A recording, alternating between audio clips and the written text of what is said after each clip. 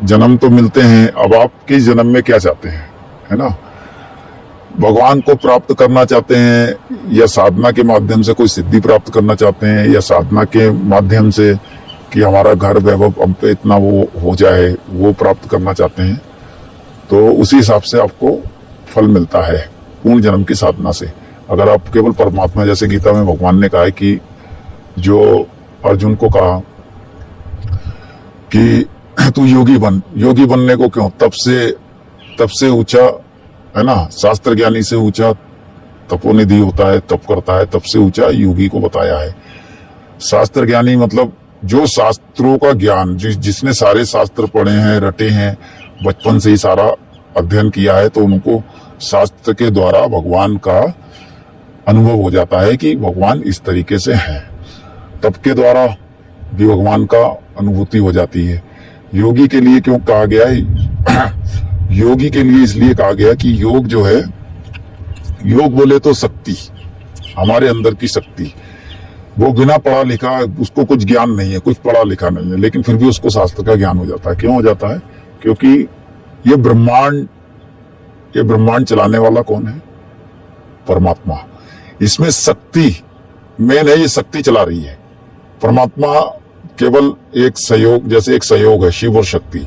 शिव जैसे बोलते हैं ना, शिव में अगर शक्ति नहीं होगी तो कहते हैं शव है।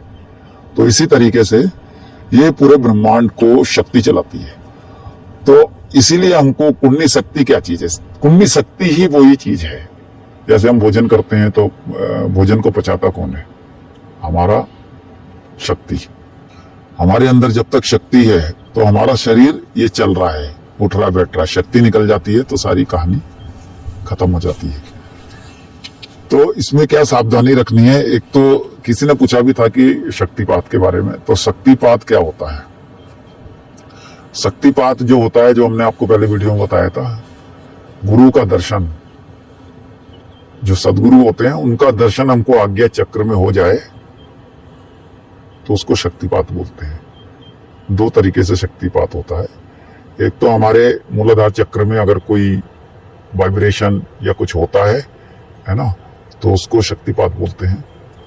और एक हमारे सबसे बड़ी शक्तिपात वही है, गुरु का दर्शन अगर हमको आज्ञा चक्र में हो जाता है, वो उनकी दृष्टि हमारे ऊपर पड़ जाती है अंदर से, आज्ञा चक्र से, तो उसको शक्तिपात कहा जाता है। मतलब दृष्टि पड़ना, मतलब गुरु ने अपनी शक्ति आपको दे दी, इसको बोलते हैं शक्तिपात। तो बिना शक्तिपात के कुंडली शक्ति जागृत होना या उसकी अनुभूति होना असंभव है।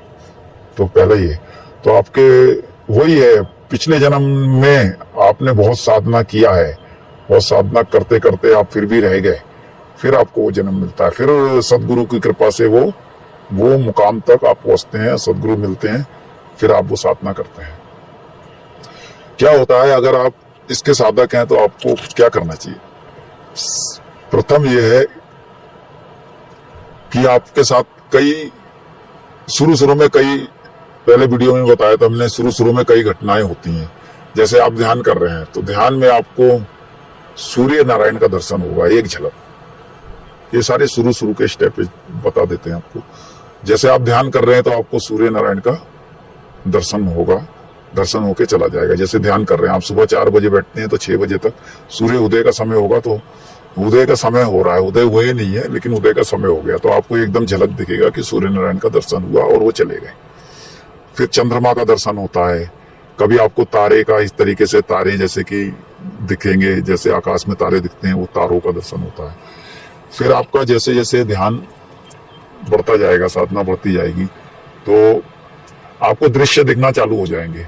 जैसे हिमालय के दृश्य, है ना, हिमालय के दृश्य दिखेंगे, कभी आपको पहाड़ी दिखेंगी, कभी आपको झरने दिखेंगे, कभी नदियां दिखेंगे, कभी मंदिर दिखेंगे। ध्यान में आपको ये अवस्था, कुंडली शक्ति आपकी जागृत नहीं हुआ है लेकिन उस मार्ग में आप लग गए हैं, आपको ये चीजें होने लग जाएं तो आप समझ लो आपका मार्ग सही चल रहा है।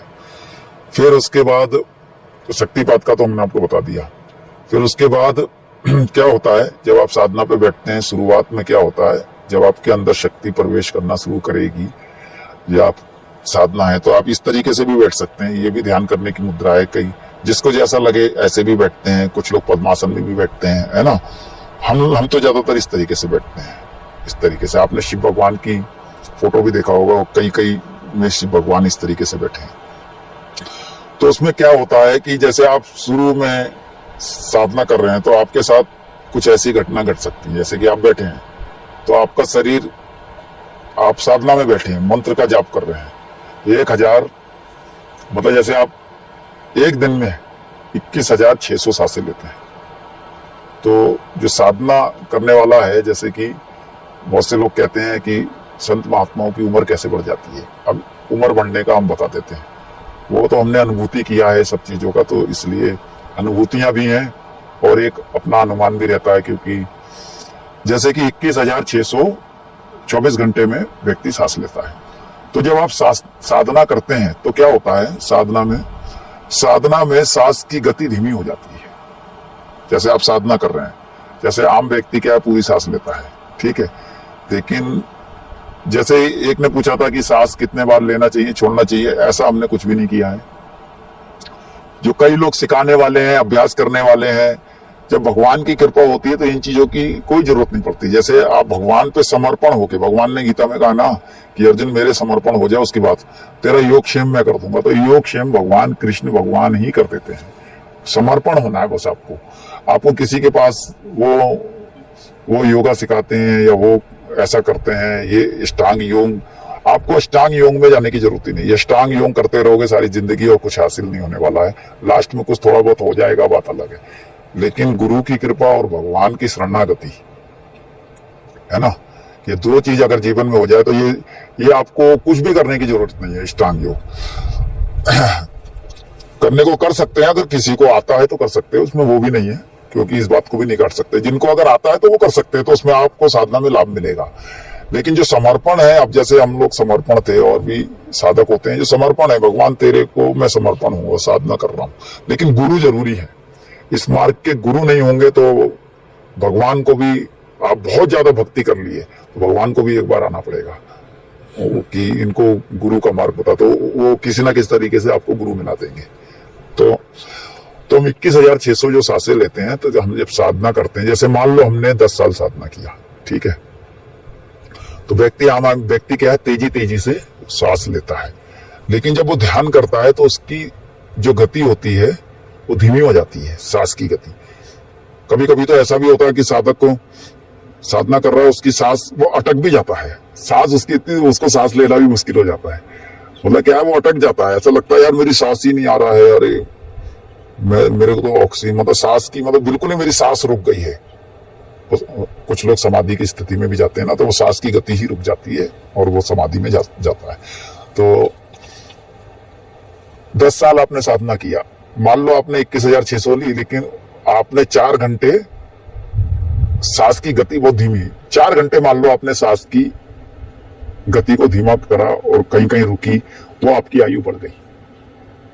और 4 घंटे में से भी आप मान लो चलो 2 घंटे आपकी दिन भर में सांस की गति, 4 घंटे का बताया ना, उसका और कम कर दो, 2 घंटे भी अगर आपने सांस की गति, 14 घंटे 12 घंटे ध्यान में बैठे और आपकी 2 घंटे भी सांस की गति धीमी हुई है, रुकी है, उसका अनुमान सब लगा के 2 घंटे आपने अपनी सांस की गति को बढ़ा दिया। सांस पे जीवन निर्भर है।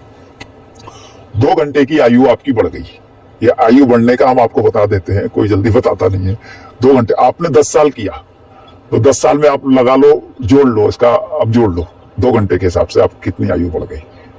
केवल एक अनुमान से बताना है, 2 घंटा साधना करोगे तो इससे ज्यादा भी। प्रत्येक दिन 2 घंटे की आयु प्रत्येक दिन तो 10 साल का लगा लो, ऐसा 15 साल का लगा लो, 20 साल अगर कंटिन्यू कर रहे तो ये आयु आपकी बढ़ती है। इससे ये आयु बढ़े, जो कई संत महात्मा होते हैं उनकी आयु, कहते हैं ना यार उस महात्मा की इतनी आयु कैसे बढ़ गई, इतने महात्मा लोग इतना साल क्यों जी। तो सांस की गति धीमी होती है, धीमी करते करते सांस की गति रोको तो आयु बढ़ती है। तो इसका यही है तरीका, समझ गए आप। फिर ये तो सांस के ऊपर हो गया, और दूसरा शक्तिपात का बताया था, उसी तरीके से शक्तिपात जो होता है उसी तरीके से शक्तिपात होगा, अन्यथा शक्तिपात के बिना कुंडली शक्ति जागृत नहीं होगी और आपको कुंडली शक्ति का कोई अनुभूतियां नहीं होंगी, है ना। अपनी मर्जी से कर रहे हैं, अगर आप में बहुत ही तीव्र भक्ति, जिसे तीव्र भक्ति बोलते हैं, तीव्र भक्ति है तो कुछ घटनाएं आपके साथ होती रहेंगी, इस मामले में होती रहेंगी। लेकिन आप जो है फिर भी बिना सदगुरु के कृपा से वो ऊपर तक नहीं पहुंच पाएंगे। तो आप जैसे साधना कर रहे हैं तो आप शुरू में क्या होगा, आपका शरीर कभी कभी आपको महसूस होगा यार मेरा शरीर अपने आप ऊपर नीचे इस तरीके से, जैसे मान लो ऐसे है, इस तरीके से हो रहा है, कभी ऐसे हो रहा है, कभी ऐसे हो रहा है, इस तरीके से हो रहा है, आपको महसूस होगा। और कभी कभी जैसे आप बैठे हैं तो कभी कभी आपका हाथ भी पता है ऐसे झटक जाएगा। अच्छा, हाँ, जैसे ये हाथ है, आप ध्यान कर रहे हैं, लेकिन ये बहुत लंबे समय तक ध्यान करते हैं जो 10 घंटे 12 घंटे, उनके साथ कभी कभी ऐसा लगेगा ये फड़क रहा है, ऐसे हो जाएगा, है ना, कभी ऐसे हो जाएगा, कभी ऐसे हाथ झटक के ऐसे जाएगा, फिर आ जाएगा, ऐसे हो जाएगा, तो कभी ये हिस्सा फड़केगा, कभी वो। तो इस तरीके से ये अगर आपका साधना में सीधा हिस्सा फड़कता है तो वो बहुत ही, कभी बाईं आंख फड़केगी तो बहुत, ये हिस्सा फड़कता है ना, शुभ माना जाता है, तो आपकी साधना अच्छी चल रही है ना।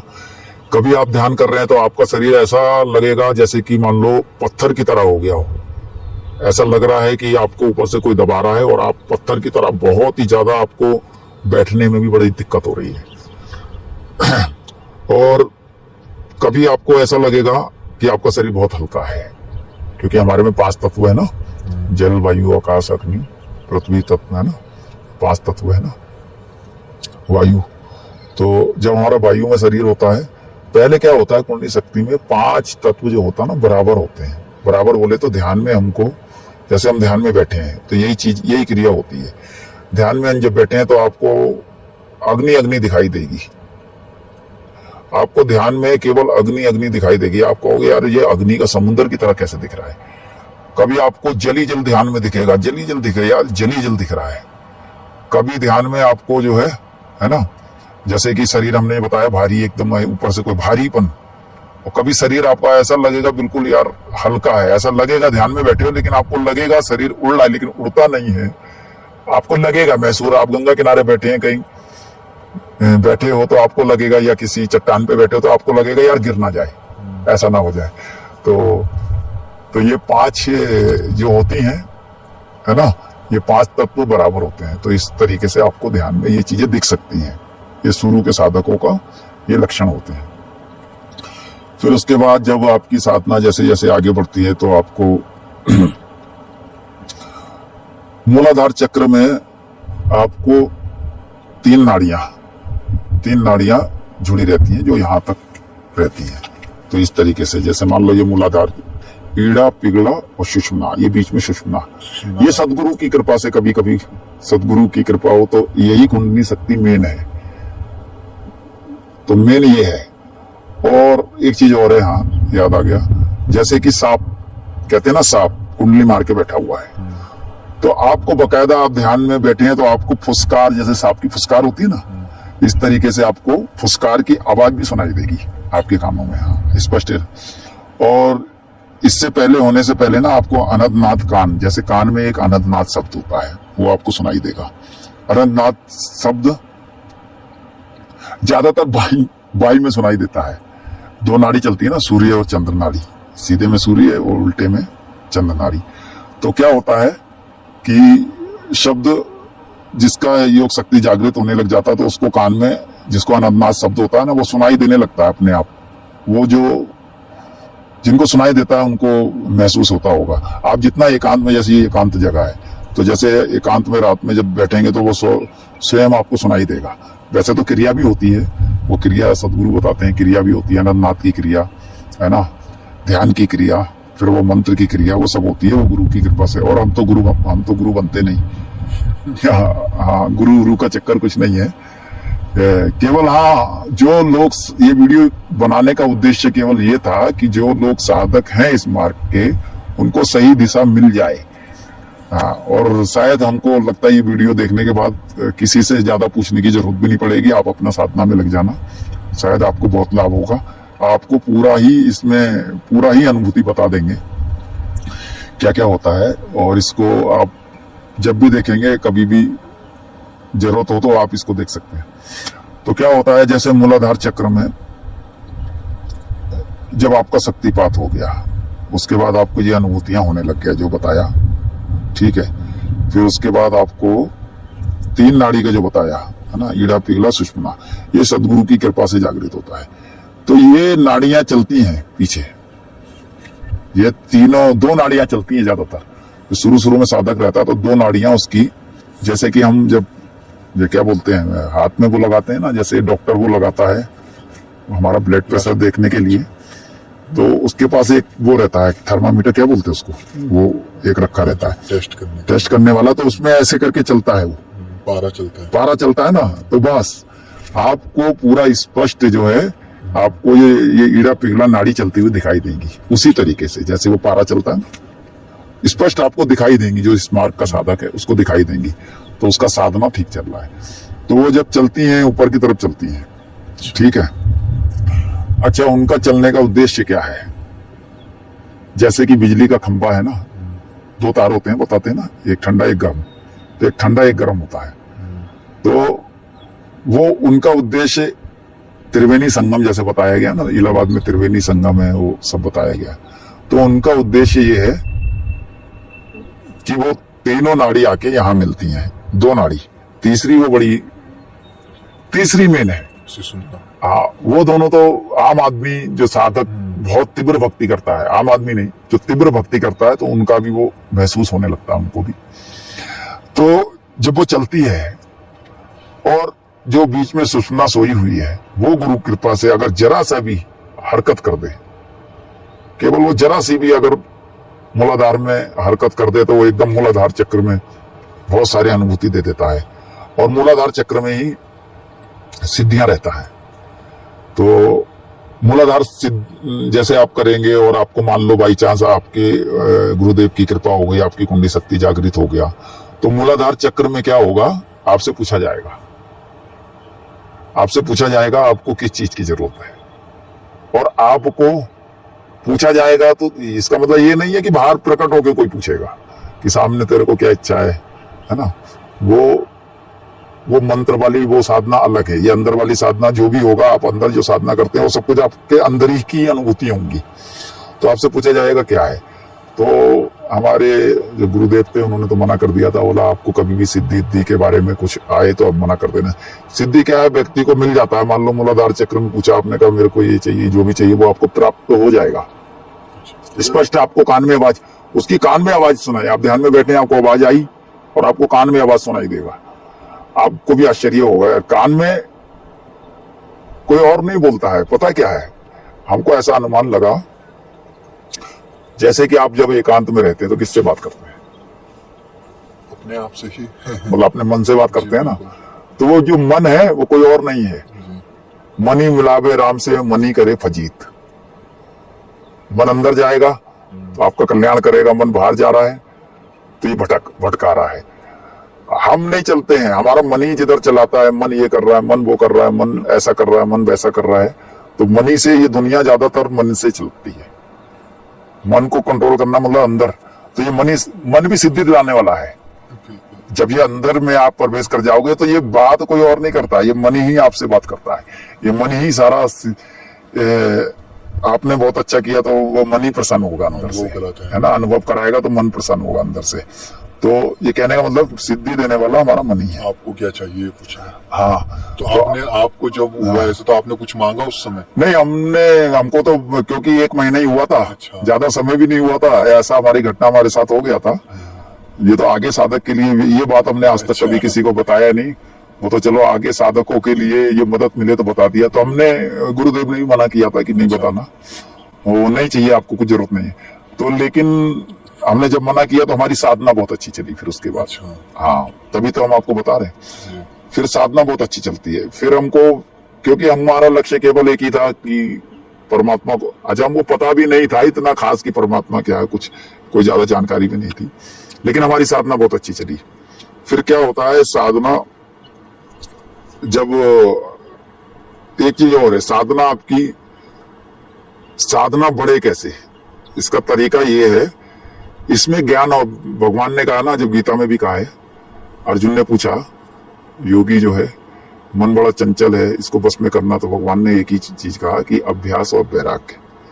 वैराग, आपको वैराग में रहना, संसार से वैराग में, और अभ्यास। अभ्यास लोग समझ नहीं पाते। अभ्यास किसका करना है? जो आपके गुरुदेव ने जो साधना दिया है उसका अभ्यास करना है। आप जब उसका अभ्यास करेंगे, है ना, और वैराग में रहेंगे, तो जाहिर सी बात आपको साधना में लाभ होगा। व्यक्ति ये दो चीजें करता नहीं है, अभ्यास तो कर लेगा लेकिन उसमें वैराग्य नहीं है। वैराग्य आना बड़ा मुश्किल है। वैराग्य है क्या चीज? वैराग्य क्या चीज है? गृहस्थियों के लिए भी बहुत बताया है, लेकिन आज के जमाने में कहाँ कर पाते हैं जैसे पहले थे। पहले जैसे लोग बोलते थे, अब लोग को अच्छा लगेगा या बुरा लगेगा इसके बारे में तो पता नहीं। जैसे योगानंद जी की हमने पुस्तक एक बार पढ़ी, तो योगानंद जी की पुस्तक में क्या लिखा हुआ, उनके जो माता पिता है, पता है, साल में एक बार सोते थे, साल में एक बार रहते थे।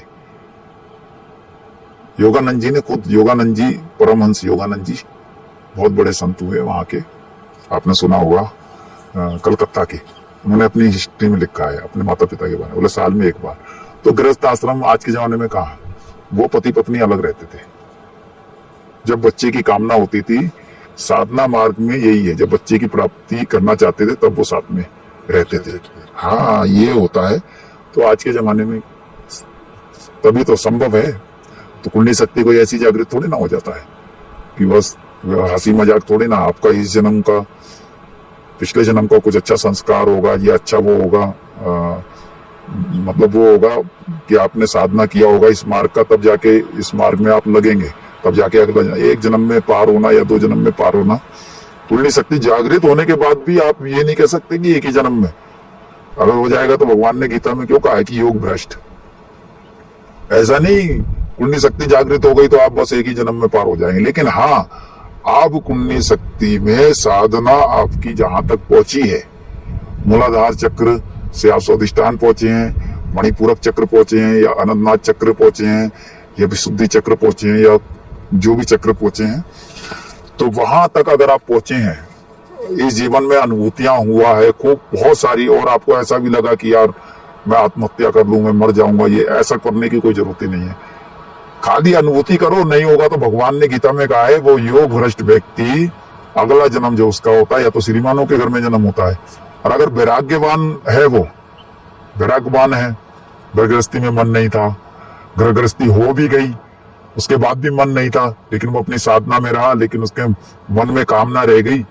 वैराग्यवान है जो, उसके मन में तो कामना नहीं है शादी उदी करने की, लेकिन जिसके मन में इस मार्ग में तो है शादी, अरे यार शादी नहीं किया, वो कामना रह गई, साधना भी ठीक चली, लास्ट में वो मर, उनका शरीर छूट गया। तो उनका शरीर होगा, जन्म होगा कामना के अनुसार श्रीमानों के घर। श्रीमान मतलब जो भगवान के भक्त हैं, जिन पे पैसा दौलत की कमी नहीं है, उनके यहाँ घर में जन्म होगा। योग भ्रष्ट का बता रहे हैं हम। और दूसरे जो वैराग्यवान है, उनका डायरेक्ट योगियों के घर में जन्म होगा। योगी मतलब क्या होता है? योगी सब हो सकते हैं।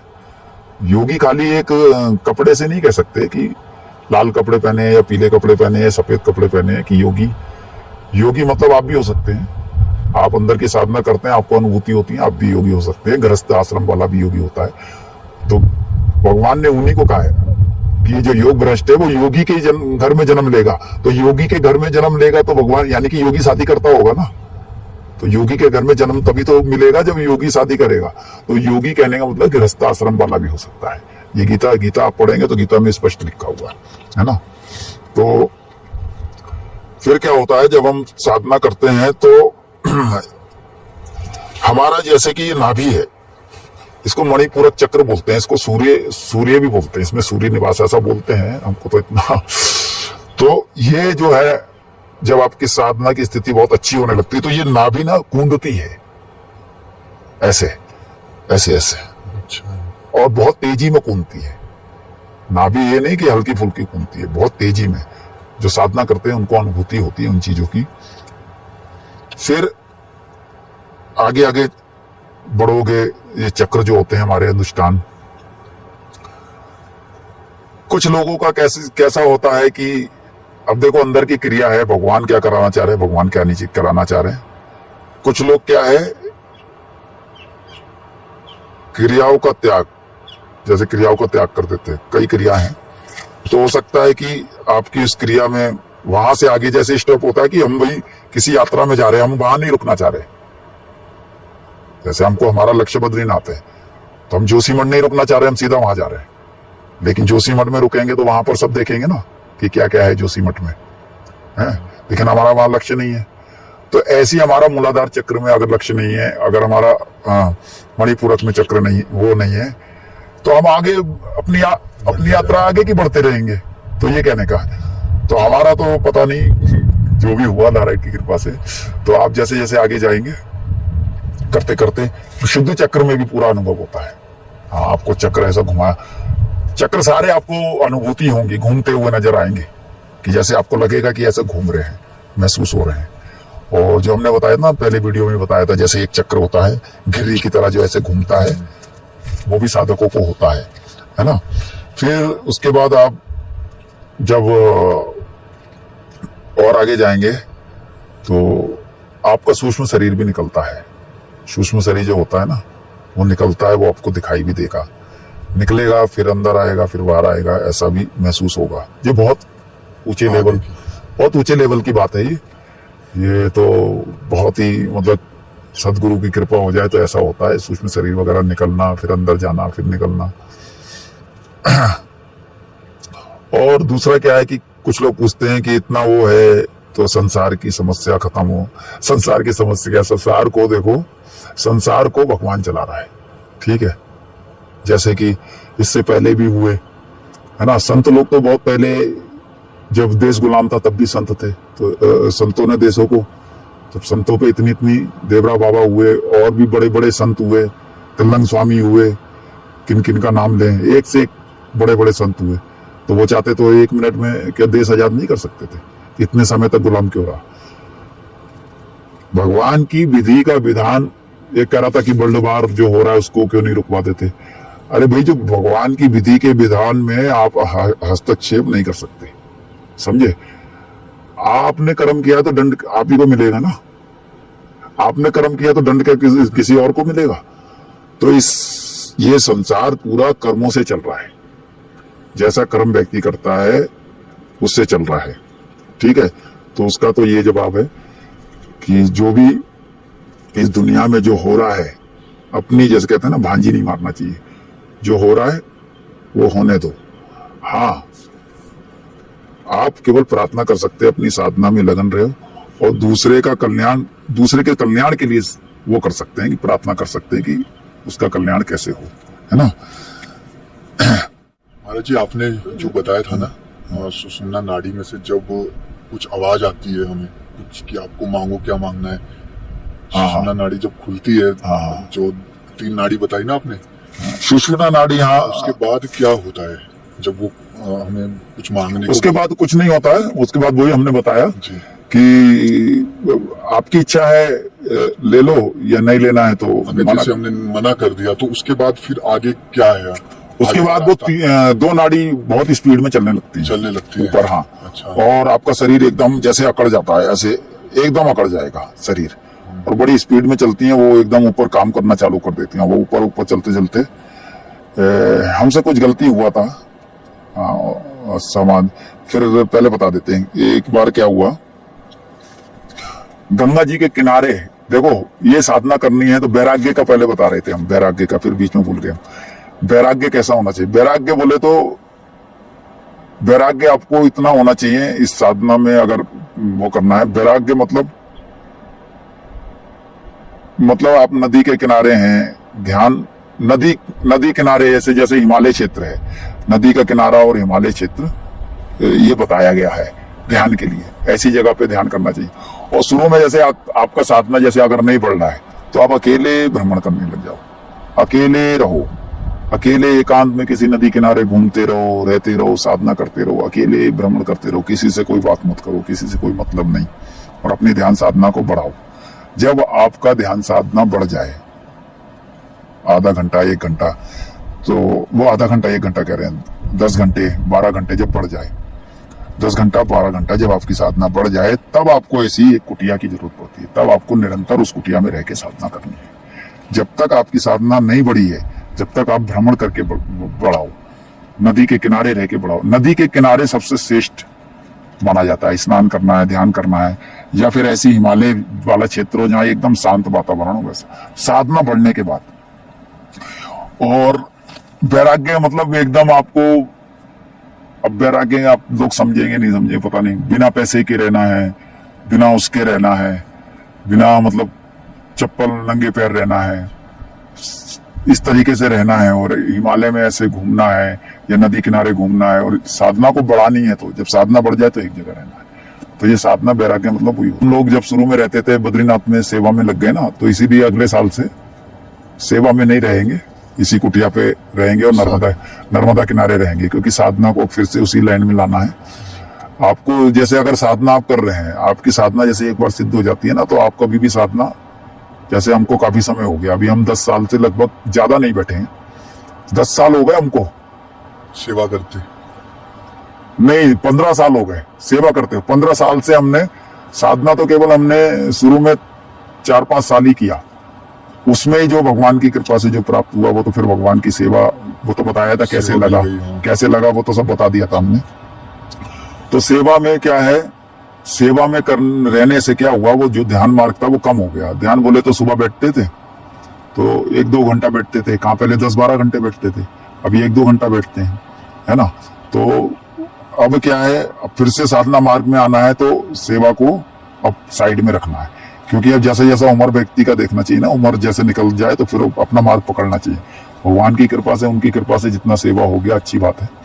अब यहाँ कुटिया पे रह के साधना करेंगे, नर्मदा किनारे रहेंगे, जैसा भी रहेगा। फिर हम जो साधना करते हैं, जो किया था, जो हमने बताया, आपका नाभि ये कुंता है, ये आपको एहसास होता है, दोनों नाड़ियां चलती हैं।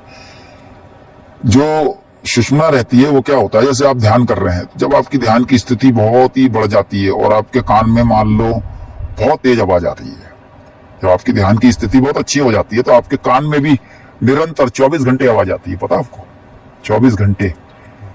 हाँ, मतलब बिना ध्यान के भी, जब आपकी ध्यान की स्थिति बहुत अच्छी होती है तो आप बिना ध्यान के भी अपने कान की, और इतनी तेज भी हो जाती है कि आप किसी भीड़ में भी रहेंगे ना, किसी बाजार में भी रहेंगे, तब भी वो आवाज सुनाई देगी आपको, इतनी तेज हो जाती है वो आवाज। इतनी भी तेज है, लास्ट स्टेट में इतनी तेज है कि उसी में हम थोड़ा धोखा खा गए।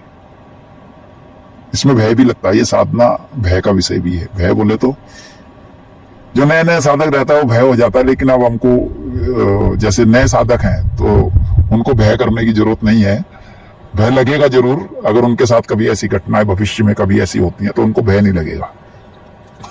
उनको क्या करना है कि आंख नहीं खोलनी है, जब साधना करनी है तो उसको कितना भी भयंकर अंदर शोर आवाज, अनंतनाद या कुछ भी सुनाई दे रहा है, कितनी भी तेज, भले ही आपको ऐसा लग रहा है मेरा कान फट जाएगा, उस स्थिति में भी उसको अपने कान नहीं खोलने। अगर वो उस चीज को कंट्रोल कर गया तो वो साधना में जो समाधि, जिसको बोलते हैं समाधि की स्थिति, पा सकता है। ठीक है, आप साधना कर रहे हैं, आपको कभी ये चक्र घूमता हुआ दिखाई दे रहा है, कभी ये दिख रहा है ना, ये सारी चीजें दिखती रहेंगी आपको। लास्ट में गलती क्या हुआ, गलती से पहले एक विषय और बताना चाह रहे थे, वो भूल गए थे। क्या हुआ, एक बार हमारे 3 शरीर हैं। 3 शरीर कैसे कहेंगे, ये शरीर तो एक माध्यम है, इसको स्थूल शरीर बोलते हैं, ठीक है। और हमारे अंदर एक सूक्ष्म शरीर होता है, सूक्ष्म शरीर, और एक होता है कारण शरीर, ठीक है। सूक्ष्म शरीर जैसे हम सपने में देखते हैं वो सूक्ष्म शरीर, हम जो खाते पीते हैं, जो हजम होता है वो कारण शरीर है ना। तो भगवान ने ज्ञान कराना था, तो वो किस तरीके से ज्ञान हुआ। एक बार हम ध्यान में बैठे हुए थे, ध्यान में बैठे बैठे अक्सर क्या होता था कि हम आपको बता देते हैं किस तरीके से, इस तरीके से बैठ के, और ऐसे जैसे सोते हैं ना, पैरों को ऐसे समेट के हम सो गए, ऐसे पैरों को, हम हमेशा लंबे पैर करके नहीं सोते थे। रात में कभी भी हमको सोना होता था, ध्यान 12, हाँ रात शाम को, हाँ सूर्यास्त के समय बैठते थे तो 12 बजे के आसपास तो सो जाते थे इस तरीके से। कभी कभी बैठे बैठे भी सो जाते थे, कभी ऐसे भी सोए। तो इस तरीके से हम एक बार सो रहे थे, ध्यान करके सो गए थे। अचानक क्या हुआ, सूक्ष्म शरीर निकल गया, अचानक सूक्ष्म शरीर निकल गया। सूक्ष्म शरीर निकल के सामने खड़ा हो गया, मतलब लगभग आप मान सकते हो मीटर, 4-5 मीटर की दूरी में सूक्ष्म शरीर निकल गया। सूक्ष्म शरीर निकलने के बाद क्या हुआ, सूक्ष्म शरीर निकलने के बाद जो गुरु मंत्र जाप कर रहे हैं वो जप चल रहा है। साधना आपकी सोते हुए चल रही है। हाँ नहीं, वो जब चल रहा है, आप समझे नहीं। शरीर तो इधर जैसे कि हमने सोए थे, साधना करते करते सो गए और सूक्ष्म शरीर निकल के सामने खड़ा हो गया। कितने मीटर पे? 4-5 मीटर पे खड़ा हो गया। और मंत्र कौन सा चल रहा है? जो गुरु मंत्र होता है वो चल रहा है, जब चल रहा है वो भी। लेकिन क्या उसमें घटना क्या हुआ? वो सूक्ष्म शरीर से जब हमने इधर को देखा, एकदम हमने देखा, इस साइड में देखा तो ये शरीर नहीं है। सबसे बड़ा ज्ञान यही लेना था। सूक्ष्म शरीर से जब हमने इधर को देखा, अरे यार, हमने कहा ये हम कहाँ आ गए। ये रात के लगभग 1 बजे के आसपास, 12-1 के बीच जो भी। हाँ महाराज जी, आपने माफ कीजिएगा, आपने अपने आप को सोते हुए देखा? मतलब नहीं, सो तो गए थे हम। मतलब आपके सूक्ष्म शरीर ने आपको, जैसा आपका ये शरीर है, हाँ। स्थूल शरीर को देखा? हाँ, स्थूल शरीर को देखा नहीं। आप वो नहीं समझ रहे हम क्या कह रहे हैं। हम जैसे कि साधना करते करते सो गए। उसके बाद हमने थोड़ी देर बाद, या 1 घंटा होगा या 2 घंटा जो भी रहा होगा, उसके बाद बाहर देखा तो हमारा सूक्ष्म शरीर वहां खड़ा हुआ है। ये शरीर तो नहीं दिख रहा, वहां से हम देख रहे हैं। अब ये शरीर इधर है, वहां से देख रहे हैं। वहां से जब देख रहे हैं तो क्या एक्टिविटी दिख रहा है? ये शरीर नहीं है। ये शरीर नहीं है। ये शरीर उस जगह पे है ही नहीं। है ही नहीं। अच्छा, वही तो हमको सबसे बड़ा आश्चर्य हुआ। ये शरीर है ही नहीं असल में। ये माया से हम ये देख रहे हैं ना, ये माया से, इसलिए बताया ना माया। तो ये शरीर नहीं है। यहाँ पर क्या है फिर? यहाँ पर क्या हो रहा था? एक ज्योत जल रहा था। अच्छा, जैसे कि हम एक ज्योत जलाते हैं ना, जैसे जब हमने ज्योत जलाई, जैसे आपने बद्रीनाथ में अखंड ज्योति देखी होगी, तो वैसे लप लप जलती रहती है इतनी बड़ी। तो यहाँ पर एक ज्योत जल रही थी। जब हमने वहां से देखा, अरे यार ये शरीर नहीं है और वहां पर एक ज्योत जल रही है, इतने में एक घटना हुई। वो सूक्ष्म शरीर तुरंत इसमें प्रवेश हो गया। जहाँ पे वो ज्योत जल रही थी उसमें तुरंत प्रवेश हुआ तो एकदम हमको होश आ गया, आंखें खुल गई। हाँ, तो हमने कहा ये हुआ क्या? हमने कहा ये हुआ क्या? तो बड़ी ये अजीब गरीब घटना हो गई। अच्छा, हम उस समय, मतलब ये सब पहले की घटना है बहुत। ये कम से कम पता कितने साल पहले की बता रहे? कम से कम 18 साल पहले की बता रहे। उस स्थिति को, जो वो स्थिति थी, आप उसको स्थिर रख सकते थे, मेंटेन कर सकते थे कि आपका सूक्ष्म? अरे हमको तो वही तो कंट्रोल, वही तो होना था। लेकिन आप समझे नहीं वो क्या हुआ हमारे साथ, तो पता ही नहीं लगा।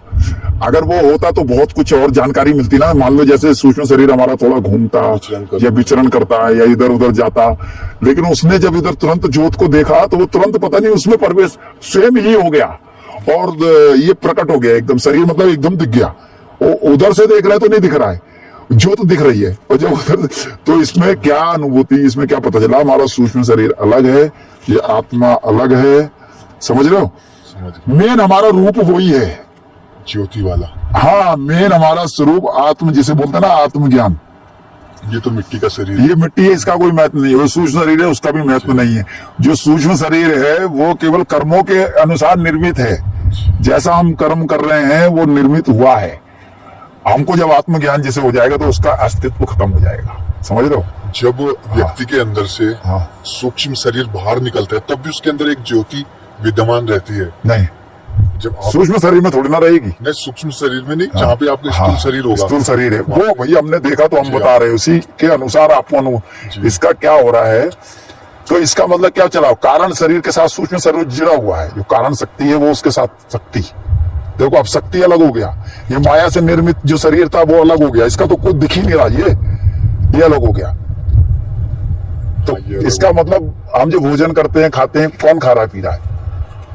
वो सब शक्ति ही कर रही है। ये जितना भी ये क्रिया करता है ये सारा असत्य करता है। हम जो है जो भी कर रहे हैं, हम फ्रेश होने जा रहे हैं, वो जा रहे हैं, ये सब असत्य हो, लेकिन हमने सब सत्य मान रखा है। वो सूक्ष्म शरीर है, उसमें उसके द्वारा ही हमको भोजन हो रहा है। इसमें केवल वो जाता है पाचन क्रिया, बस ये शरीर। अब क्या बताएं, ये तो माया से निर्मित ही। अब उस हिसाब से लगा लो आप। तो वो शरीर है सूक्ष्म शरीर, वो कारण शरीर उसमें है। कारण शरीर बोले तो एक शक्ति विराजमान है, उसको वो चलाती है। आत्मा से, गीता में भगवान ने कहा, आत्मा से किसी का लेना देना है। आत्मा ना खाती है, ना पीती है, ना सोती है, ना जागती है, ना तलवार उसको काट सकता है, ना पानी गीला कर सकता है।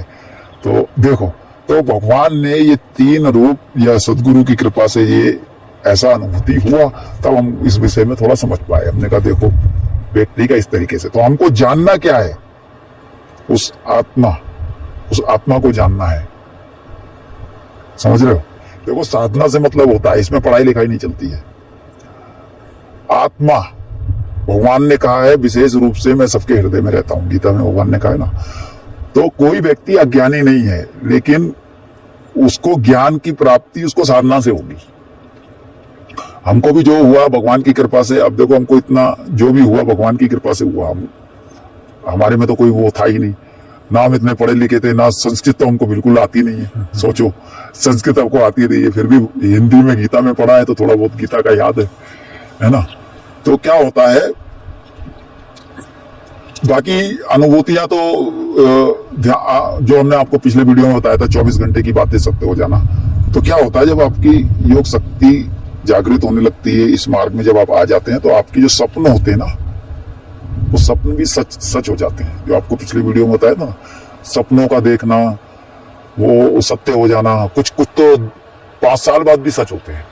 हाँ, सच हो जाते हैं। हाँ, सच हो जाते हैं। घटनाएं तो बहुत हैं, हम एक घटना बता देते हैं, केवल एक घटना, 1 या 2 घटना बता देते हैं बस। बाकी इतनी है कि फिर आप एक बार हमने सपनों में क्या देखा। सपन में हमने देखा कि हम पहाड़ी पे जा रहे हैं, हम चढ़ती हुई जा रहे हैं, और उस पर हम चढ़ गए। चढ़ने के बाद क्या हुआ, वहां पर अचानक, जैसे चोटी है ये, एकदम चोटी पे चढ़ गए, अचानक शिव जी निकल आए नीचे से। हाँ, और शिव जी निकल आए, और शिव जी के हाथ में ऐसे त्रिशूल है। मतलब शिव जी, जैसे ये चोटी है तो शिव जी आधा निकल कर आए, और निकलने के बाद फिर वो जब ऊपर बढ़े तो पता क्या करते, आंख बंद करते, आंख खोलते, आंख बंद करते। तो हम तो डर रहे थे, भगवान शिव जी यहाँ आ गए, हम डर गए, आंख बंद कर रहे, खोल रहे, हम गिर गए वहां से। और ऐसे घूमते घूमते गिरे। अब देखो सपन तो सपन होता है। गिरे तो हमारे पैर में, घुटने में चोट लगी। हाँ, इस वाले घुटने में, यहाँ पर लगी थी हल्का सा, ये बहुत साल पहले की बात, हल्का सा यहाँ खरोच आ गया घुटने में। तो हमने एकदम, वो सपना खुल गया। जब व्यक्ति कहीं गिरता है या कोई चाकू पीछे लेके जा रहा है तो वो खुल जाता है सपना। ये सपना हमको कितने साल बाद सत्य हुआ पता है? कम से कम 9 साल बाद, 8 से 9 साल। तो वो घटना कहाँ की है? रुद्रनाथ, हिमालय में एक जगह है रुद्रनाथ, गोपेश्वर के ऊपर। तो हम उसमें गए थे दर्शन। हम कई सालों से सोचते थे रुद्रनाथ जाएंगे, लेकिन जा नहीं पा रहे। उस साल जब हम गए तो वहां पर क्या हुआ, 1 किलोमीटर पहले ही हम गिर पड़े। रुद्रनाथ के रास्ते में हम गिर पड़े। वहां पर एक पत्थर था और हमारे घुटने में चोट लग गई और खून निकलने लग गया। इसी घुटने की बात है। तब तक हमको समझ में नहीं आया। तब हम जब रुद्रनाथ गए, जब वहां पर हमने दर्शन किया रुद्रनाथ जी, तो रुद्रनाथ जी का इतना दर्शन है, मुख का दर्शन है ना, आपने देखा है यहाँ पर इतना दर्शन है, बगल में त्रिशूल भी लगा है। जब हमने इतना दर्शन, शिव जी का दर्शन किया, अरे हमने कहा यार, रुद्रनाथ के बारे में हमने बड़ा सुना था। रुद्रनाथ तो हम सोच रहे थे वहां कोई शिवलिंग होगा, शिवलिंग का दर्शन होगा। शिवलिंग ही होते हैं दर्शन। आप कभी रुद्रनाथ जाएंगे तो आप साक्षात भगवान का, शिव का इतना दर्शन पाएंगे।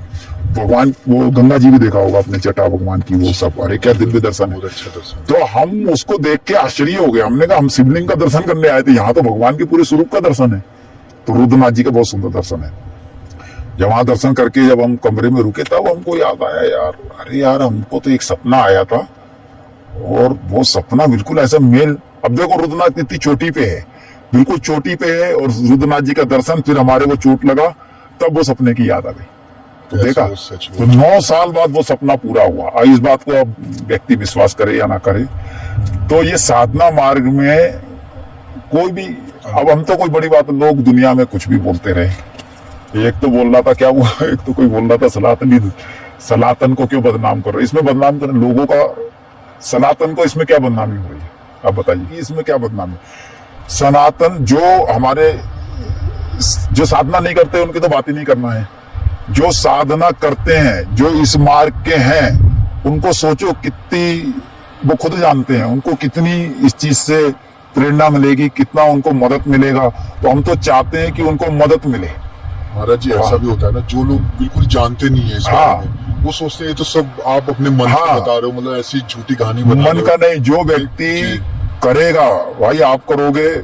अब आप संसारे उसमें ज्यादा फंसे रहोगे तो आपको क्या अनुभूति होगी, सोचो, है ना। जब आप इस मार्ग के हैं, जब आपको ज्ञान हो गया और आपके पूर्ण जन्म के वो अच्छे हैं, पूर्ण जन्म के आप इस मार्ग में भगवान को ही पाना चाहते थे, लेकिन किसी तरीके से जन्म हुआ तो आपको वही मिलेगा ना। गीता में भगवान ने कहा है ना, जो व्यक्ति जहां तक पहुंच गया है, आप साधना में अगर यहां तक पहुंचे हैं तो आपको साधना यहीं से मिलेगी, मूलाधार चक्र से नहीं मिलेगी आपको साधना यहाँ। अगर ऊपर स्वादिष्ठान में पहुंचे हैं, हृदय चक्र में पहुंचे हैं, विशुद्धि में जहां जहां पहुंचे हैं, है ना, तो वहां से आपको साधना मिलेगी। आगे चक्र तक पहुंचे तो आगे चक्र से ही डायरेक्ट साधना मिलेगी। ये भगवान का, यही तो परमात्मा का सबसे बड़ा विधान है। अच्छे कर्म करोगे तो अच्छे का फल मिलेगा, बुरे कर्म करोगे तो बुरे का मिलेगा, है ना। तो आपकी साधना, आपने बुरे भी किए हैं और साधना भी किया है तो कहीं ना कहीं फल जरूर। हाँ, तो बुरे का भी मिलेगा। लेकिन जो साधना आपने जहां तक करे हैं, ये नहीं आपने बुरे कर्म किए हैं तो वो साधना आपकी डाउन हो जाएगी, इस जन्म में भले ही हो जाए, समझ रहे बात को। लेकिन अगला जन्म में जो साधना है, क्योंकि व्यक्ति का जो जन्म होता है वो शुद्ध करके ही उसको मिला जाता है।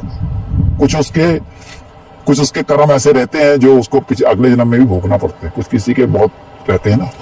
तो जैसे कि आपने वहां तक पहुंचे हैं तो अगला जन्म जो होगा तो डायरेक्ट आप उस साधना से उस लेवल तक होंगे, आपको वहां तक करने की जरूरत नहीं है। ये भगवान का विधान है ऐसा, है ना।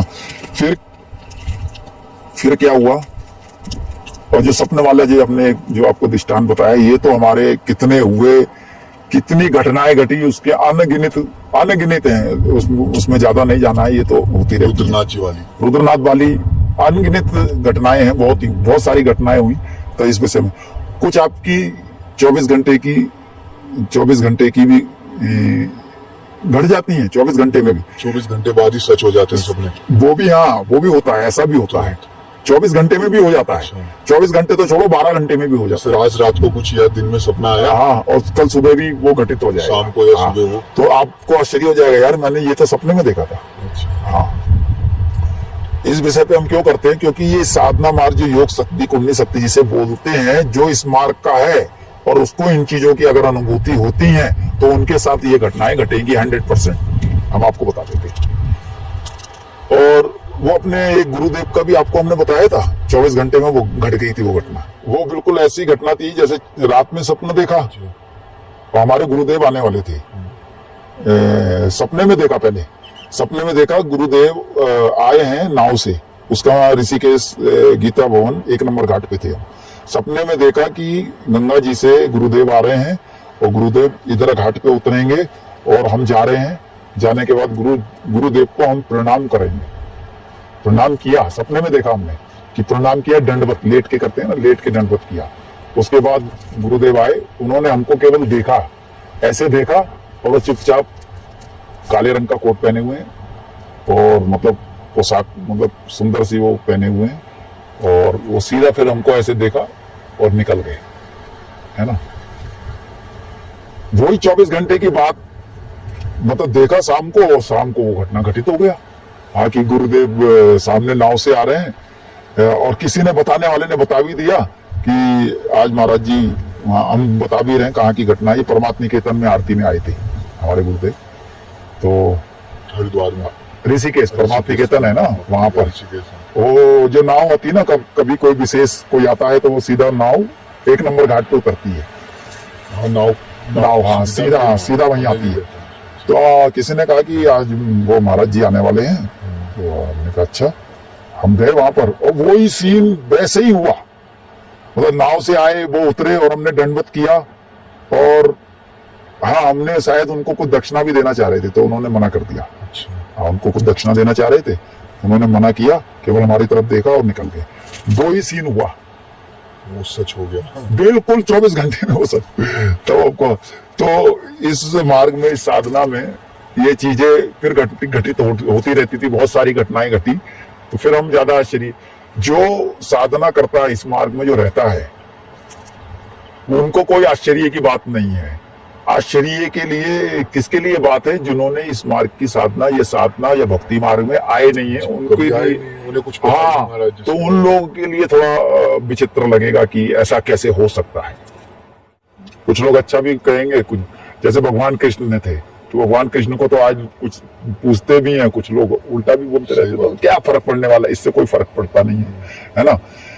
ये वीडियो का मकसद क्या था कि जो साधना कर रहे हैं, वो साधना जो कर रहे हैं या आने वाले समय में करेंगे, अगर उन्होंने अचानक ये वीडियो देखा तो उनको क्या होगा, मदद मिलेगी, थोड़ा बहुत, है ना, थोड़ा बहुत मदद मिलेगी किस तरीके से होता है। अब आपको लास्ट की पोजीशन बता देते हैं, लास्ट में हमारे साथ क्या घटना घटी थी, वो गलती कुंडलिनी शक्ति में घटना क्या घटती है लास्ट में। अगर आप ये साधना करते हैं तो बड़ी सावधानी, आंख पे पट्टी भी बांध के कर सकते हैं साधना। पट्टी क्या हुआ, एक बार हम जब ध्यान में बैठे थे तो शायद हो सकता भगवान की कृपा से समाधि लग जाता। ये साधना करते करते ये तीनों नाड़ी जो होती है ना, ईड़ा, पिघला और सुषुम्ना, ये तीनों नाड़ी यहां पर मिलती हैं लास्ट में, जब आपकी समाधि की स्थिति आती है लास्ट, तो ये तीनों नाड़ी यहां मिलती हैं। अच्छा, हमने सिद्धि, रिद्धि सिद्धि या कोई भी सिद्धियां, हमको उनमें कोई इंटरेस्ट नहीं था, क्योंकि हमारा लक्ष्य केवल एक था, परमात्मा को पाना है बस। तो जो व्यक्ति परमात्मा को केवल पाने का लक्ष्य रखेगा तो वो सिद्धियों को चाहेगा भी नहीं और उसको जरूरत भी नहीं पड़ेगी, वो केवल अपने साधना में लग रहेगा, हम उसमें लगे रहेंगे, भले पीछे जो भी होता रहे उससे कोई मतलब नहीं रहता है ना। तो ये तीनों नाड़ियां यहां पर मिलती हैं, यहां मिलने के बाद क्या होगा, बहुत भयंकर प्रकाश होगा, मतलब इतना भयंकर प्रकाश होगा, और प्रकाश भी हम आपको बता देते हैं कैसा होगा, व्हाइट रंग का प्रकाश होगा, और इतना भयंकर प्रकाश और इतना भयंकर आपके कान में, दोनों कान में। शुरू में तो आप जब साधना करते रहेंगे तो आपको एक कान में आवाज आएगी, ज्यादातर बाएं में आती है ना, किसी किसी को हो सकता है राइट में भी आए, लेकिन हमको ज्यादातर बाएं में आती थी, है ना। तो ये तीनों जब आके यहां मिल जाती हैं तो प्रकाश होता है, तीनों मिलती हैं तब, दो चलेंगी, दो जब तक नहीं, जब नीचे से भी उठ के वो वहां जाएगी, सुषुम्ना नाड़ी, तो भयंकर प्रकाश होता है। तो भयंकर प्रकाश होने के बाद क्या होता है कि दोनों कान में, जैसे हम ट्रेन की जो आवाज, हॉर्न बजता है, इतनी तेज आवाज हो जाती है, उसको सुनना ही असंभव हो जाता है। तो कुछ समय तक तो हमने उसको सुना, और सुनने के बाद क्या हुआ, वो बैठे हुए हैं और वो हो भी रहा है और सुन भी रहे हैं, लेकिन वो आवाज इतनी तेज हो गया, वो प्रकाश होने के बाद वो प्रकाश ऐसे जाने लग गया, वो पता कहां जाता, जाता कहीं नहीं, वो यहां जाता, सहस्त्रार पे। यहां जाने के बाद समाधि लगती है। उस समय हमको उस चीज का ज्ञान हुआ, लेकिन हमारी गलती क्या हुआ, बस ये नेत्रों को खोल दिया, सबसे बड़ी गलती है। तो जो जब आंखों को जो खोल दिया, नेत्रों को खोल दिया, तो वो जो जितना भी था ना, वो नष्ट हो गया, वो सब चला गया, सब चला गया। लेकिन वो जो कान में जो आवाज आ रही थी ध्वनि, वो कम से कम, वो आती रही, वो कम से कम 30 सेकंड तक आई। अच्छा, उस आंख खोलने के बाद भी 30 सेकंड तक आई थी आवाज। बस वो अगर भय हम उस समय वहां नहीं खाते आवाज का, तो शायद आज नारायण के चरणों में या जो भी होता, आज आपसे हमारी मुलाकात भी होती ना होती, वो तो भगवान की इच्छा है, जाने। लेकिन हमको ये पता चल गया कि वो समाधि की स्थिति थी, वो समाधि में। तो ये वीडियो बनाने का हमारा यही लक्ष्य था। अगर आप इस मार्ग के साधक हैं तो ये जो लास्ट वाली जो स्थिति बताई हमने, ये शायद ही इस जमाने में, इस समय हमारे ख्याल से कोई अपना जो अनुभूति है या अपना वो शेयर नहीं करता है, ये चीज शेयर ही नहीं करता है, ये बताता ही नहीं है। और महाराज जी, बस हम तो इसलिए बता दिया कि शायद हमसे ये गलती हुआ है, आग जो खोल दिया हमने।